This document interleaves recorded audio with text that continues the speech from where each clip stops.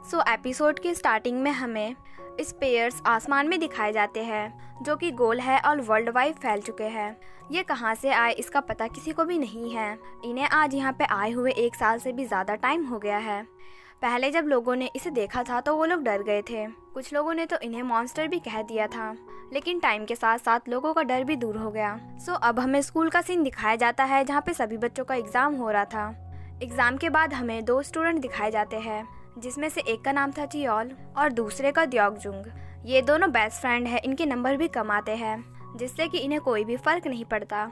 चियोल यहाँ पे योंगहुन के पास आता है और उससे उसके एग्जाम के बारे में पूछने लग जाता है कि उसने एग्जाम में कैसा परफॉर्म किया, लेकिन योंगहुन तो उसे इग्नोर करके वहाँ से चला जाता है। योंगहुन के बारे में हमें यहाँ पे बताया जाता है कि वो चियोल के ही क्लास में है और क्लास का टॉपर है, लेकिन उसका कोई भी फ्रेंड नहीं है, क्योंकि उसके हिसाब से जो फ्रेंड्स होते हैं वो धोखेबाज होते हैं। इसीलिए वो अपने क्लास में ज्यादा किसी से बात भी नहीं करता। एक चियोल है जो उससे फ्रेंडशिप करना चाहता है। वो डेली उससे बात भी करने की कोशिश करता है, लेकिन योंगहुन उसे ज्यादा भाव नहीं देता।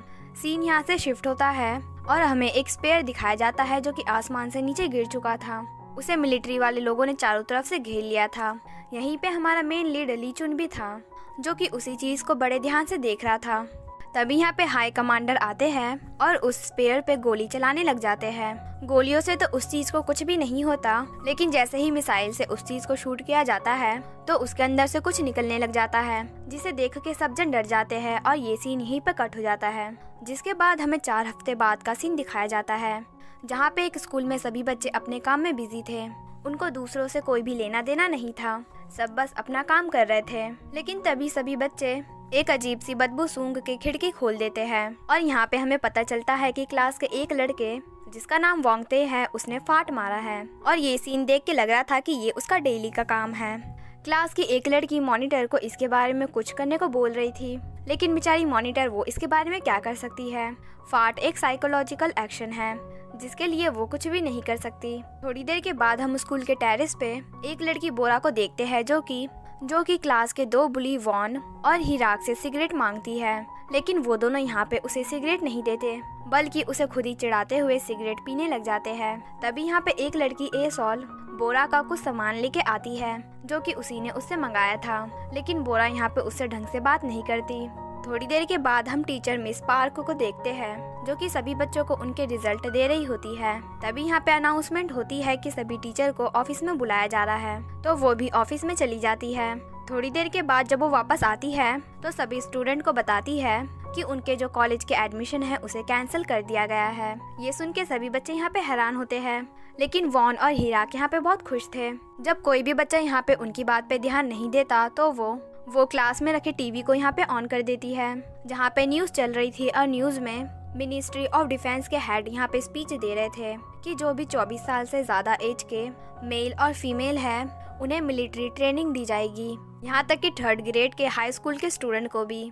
अब ये ट्रेनिंग यहाँ पे उसी स्पेयर्स के लिए उन्हें दी जा रही है, क्योंकि मिनिस्ट्री ऑफ डिफेंस के मुताबिक वो जो चीज़ है वो बहुत ही ज़्यादा खतरनाक है। उसका कोई भी भरोसा नहीं कब वो इंसानों पर हमला कर दे। वो आगे बताते हुए कहते हैं कि जो भी स्टूडेंट इस चीज़ में पार्टिसिपेट लेगा उन्हें कॉलेज में जाने के लिए एक्स्ट्रा पॉइंट मिलेंगे, साथ में कुछ क्रेडिट भी। वो ये ट्रेनिंग और स्टडी साथ में कर सकते हैं। जिसके बाद मिस पार्क उन सभी बच्चों को यहाँ पे एक एग्रीमेंट देती है, जिसमें कि उनके पेरेंट्स के साइन होने वाले थे। वो ये भी कहती है कि जो भी इस चीज में पार्टिसिपेट नहीं करना चाहता वो घर पे रह के ऑनलाइन स्टडी करेंगे, लेकिन उसे एक्स्ट्रा पॉइंट और क्रेडिट नहीं मिलेगा। सारे बच्चे यहाँ पे हैरान थे। इससे पहले कि वो मिस पार्क से और क्वेश्चन पूछ पाते, मिस पार्क वहाँ से पहले ही निकल जाती है।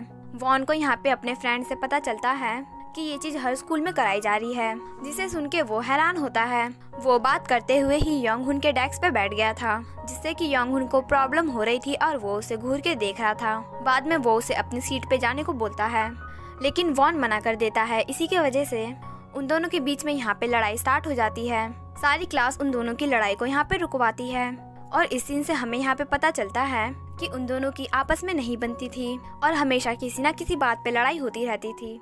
तभी वो लोग देखते हैं कि उनके स्कूल में मिलिट्री के लोग आ गए हैं, जिसे देख के वो लोग हैरान होते हैं। फिर हमें दिखाया जाता है कि सभी स्टूडेंट अपने पेरेंट्स से उस एग्रीमेंट में कैसे भी करा के साइन करा लेते हैं, क्योंकि कुछ के पेरेंट्स यहाँ पे इसके लिए मना कर रहे थे और उन्हें तो एक्स्ट्रा पॉइंट चाहिए था।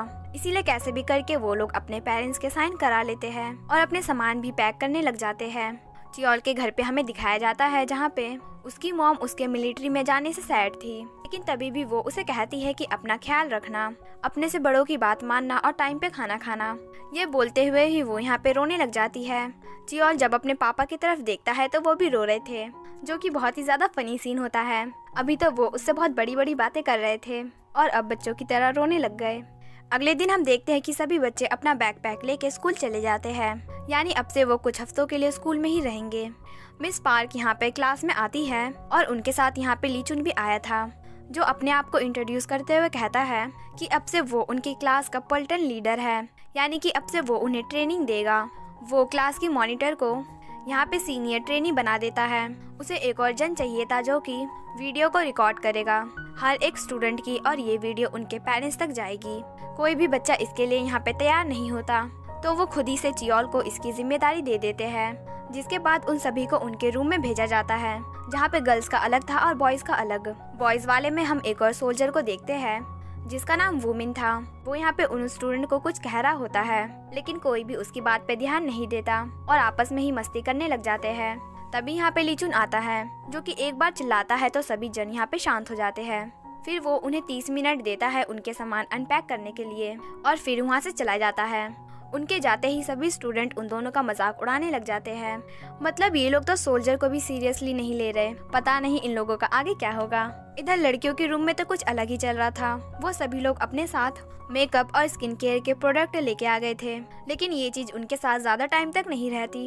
एक फीमेल सोल्जर यहाँ पे आती है और उन सभी चीजों को जब्त कर लेती है, जिससे कि वो लोग बहुत ही ज्यादा चिढ़ जाते हैं।